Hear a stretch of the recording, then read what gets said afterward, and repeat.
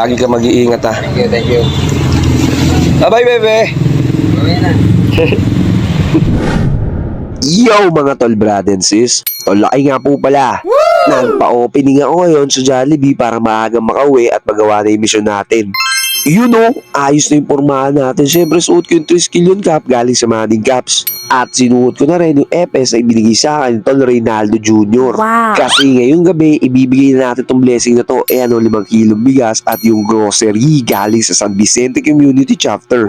So tara na! Yes! Gamit-gamit ko nga pala yung bike na ginagamit ko para sa pagpapanda. Kasi dito natin ilalagay yung blessing na ibibigay natin dun sa pamilyang hahanapin ko ngayong gabi. So dyan ka muna at kukunin ko lang saglit yung blessing na ibibigay natin. At eto na nga yung mga blessing na ipamimigay natin ngayon. Saktong-sakto to dito sa panda bag ko. So agad na nga akong umalis para hanapin yung pamilyang pagbibigyan natin. Tamang pidal lang sila kay. At makalipas ang ilang pidal nandito na nga ako sa Jollibee Taytay Bayan. At boom! Nandito naman tayo ngayon sa Kalayaan Park. Dito nakikita ko rin yung pamilya ngayon kaso ngayong gabi hindi ko sila makita. Siyempre hindi tayo titigil hanggat hindi natin sila nakikita. At nang makarating na nga ako dito sa may 4 kantos, nakita ko na sila. Sir, kamusta ka na? Ay, boss! Kamusta? Asa yung asawa mo? Bye! Pantay sa bunso. Oo. Ito na yung pinaka-ano nyo. Sir, yung pangangalakan. Wala ka. Wala ka. Sabay yan ng dasal para... Pagdating ko dito ng alas 6, ikot na yun hanggang alas 10.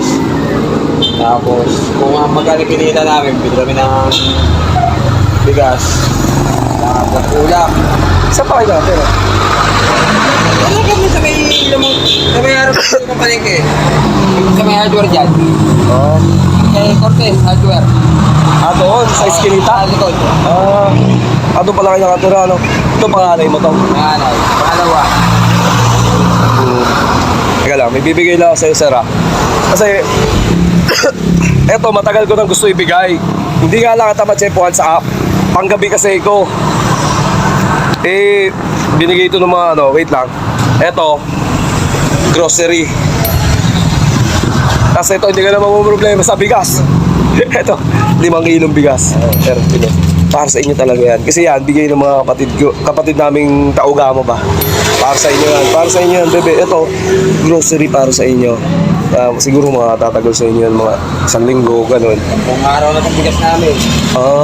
Kasi, Yung ginagawa namin sa bigas, para makatipid kami, ang 1 kilo, pang 2 araw.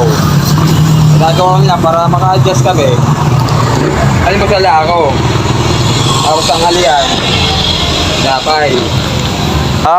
Hapunan, kung ano yung makita ko sa kanal, alam mo, yung makita kong dapay, biskuit. Na 20 pa. Yan. Yan. Yan ang hapunan ko. Ang pagbibigas ko lang, silang mga bata, tsaka tayo. ilan anak mo, sir? 3.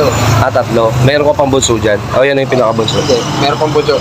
Baby. Puro babae nga lang. Tapos eto, sabi mo magkano kinikita mo dito? Magkano yan lahat? Sakali. Sakali, kung kasaming nasa bahay, 200. 200. 200 to lahat, no? Hello.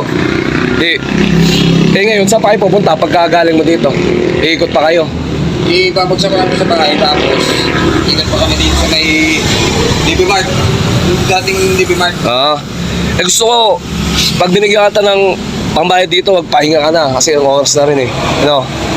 Para pahinga na.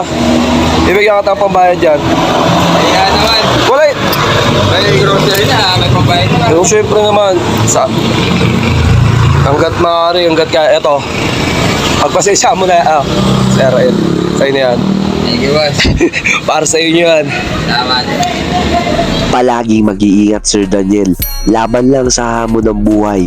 Papabor din sa atin ang panahon. Meron lang munting kahilingan si Sir Daniel ang makabili muli ng isang trike na magagamit niya sa paghahanap buhay.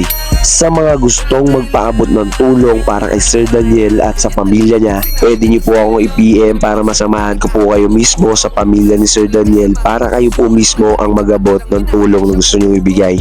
Muli, ugaliin po nating maging mabuting tao sa ating kapwa. Abante lang kapatid.